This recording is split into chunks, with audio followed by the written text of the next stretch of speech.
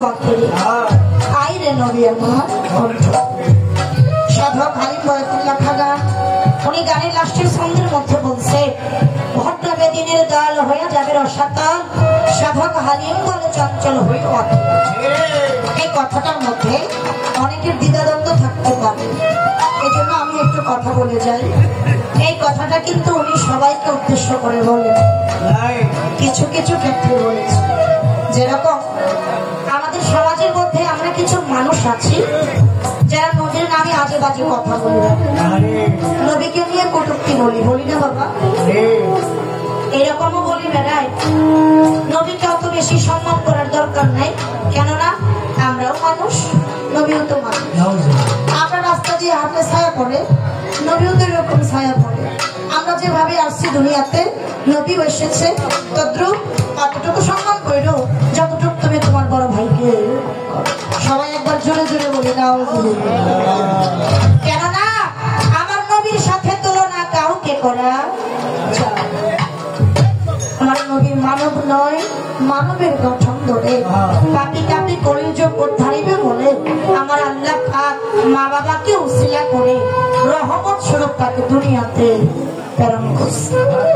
আমার নবীরও ছায়া আছে, কিন্তু এটা জমিনের মধ্যে না, আসমানের ছায়াটা রাখা জমিনের মধ্যে খানিকটা নিয়ে এসেছে।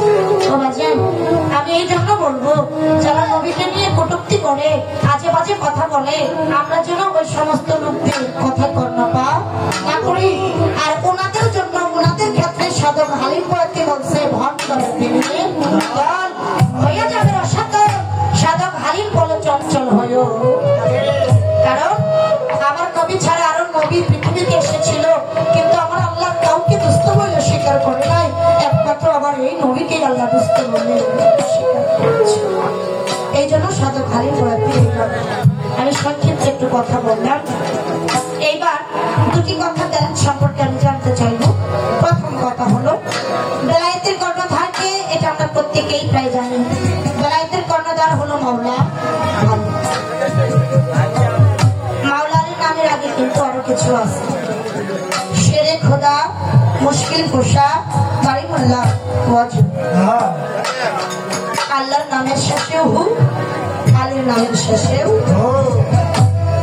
আমার দয়াল নবী কাদির কোন জায়গার মধ্যে ১৬ লক্ষ সাহাবার সামনে ৩টা উট স্থাপন করে সেই জায়গায় ভাষণ দিলেন, মান কুনতু ফাজালিউন মাওলা, আজ হইতে আমি যেন মাওলা আলী ওটা মাওলা।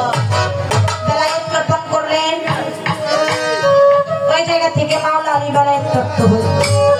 কিন্তু মাওলা আলী আমার নবীর কাছ থেকে বেলায়েত পাওয়ার আগেও ডাইরেক্ট আল্লাহর কাছ থেকেও মাওলা আলী বেলায়েত প্রাপ্ত। আমার এই জায়গা থেকে একটু জানার বিষয়, ফাতেল ভাই আপনি একটু আলোচনা করবেন, একটু কথা বলবেন। বর্তমান তো বেলায়েতের যুগ, এই যে বেলায়েত প্রচার হচ্ছে, মাওলা আলী বেলায়েতের কর্ণধার, এটা কোন বেলায়েত? আল্লাহর কাছ থেকে পাইছে এই বেলায়েত, না নবীর কাছ থেকে পাইছে এই বেলায়েত? যদি বলেন আল্লাহর কাছ থেকে পাইছে এই বেলায়েত, তাহলে এই বেলায়েতের নাম কি? আমার নবীর বেলায়েত কোথায়? আর যদি বলেন না নবীর কাছ থেকে পাইছে এই বেলায়েত, তাহলে এই বেলায়েতের নাম কি? তাহলে আমার আল্লাহর বেলায়েতটা কোথায় লুকায়িত আছে?